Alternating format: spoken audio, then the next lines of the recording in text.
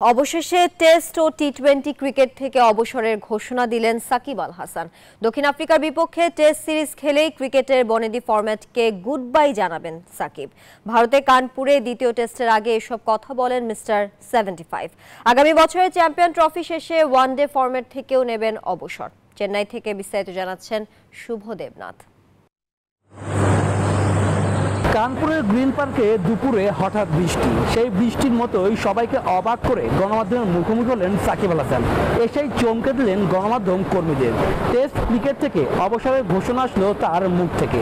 ঘরের মাটিতে দক্ষিণ আফ্রিকার বিপক্ষে ম্যাচটি সাদা পোশাকে সাকিবের শেষ ম্যাচ।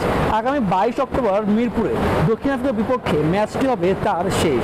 যদি সুযোগ থাকে, আমি যদি দেশে যেয়ে খেলতে পারি, মিরপুর টেস্ট হবে আমার জন্য লাস্ট, স্পেশালি টেস্ট ক্রিকেটে। এবং সেই কথাটা বোর্ডের সবার সাথে বলা হয়েছে এবং তারা এই বিষয়টা জানে এবং তারা চেষ্টা করছে যে কিভাবে এটাকে সুন্দরভাবে অ্যারেঞ্জ করা যায় এবং যাতে করে আমি যে খেলতেও পারি এবং নিরাপদ ফিল করি। অ্যাট দি সেম টাইম যখন দেশের বাইরে আসার দরকার হবে এবং দেশের বাইরে বের হতেও যেন আমার কোনো সমস্যা না হয়। টি-20তেও আর কখনোই খেলবেন না তিনি। যুক্তরাষ্ট্র এবং ওয়েস্ট ইন্ডিজের বিপক্ষে ম্যাচটি ছিল ক্রিকেটের সংক্ষিপ্ত ফরম্যাটে তার শেষ খেলা। আমার কাছে মনে হয় যে this is the right time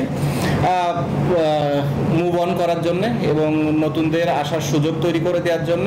তবে আপাতত ওয়ানডে খেলা চালিয়ে যাবেন।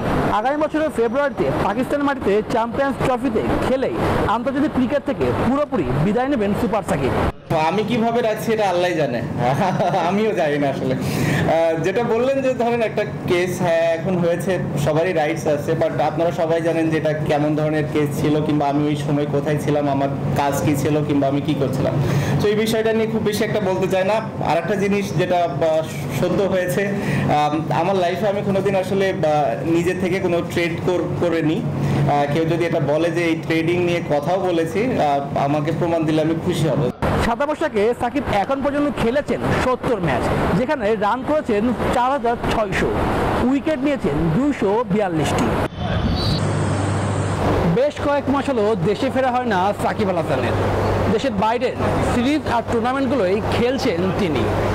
তবে কানপুরের বৃষ্টি, সে বৃষ্টির মতোই সাকিব আল হাসান জানিয়ে গেলেন টেস্ট ক্রিকেটকে গুড বাই জানাবেন দক্ষিণ আফ্রিকার বিপক্ষে ঘরের মাটিতে ঢাকাতে প্রথম টেস্টের পরে।